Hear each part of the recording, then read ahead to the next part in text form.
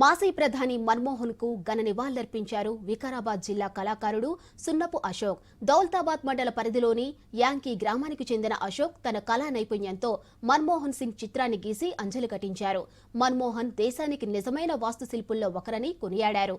ఇక మహాత్మాగాంధీ గ్రామీణ ఉపాధి పథకాన్ని ప్రవేశపెట్టి గ్రామీణ పేదల జీవితాల్లో విప్లవాత్మక మార్పులు తీసుకువచ్చారని చెప్పారు కళాకారుడు అశోక్. మన్మోహన్ సింగ్ మరణం దేశానికి తీరని లోటన్నారు.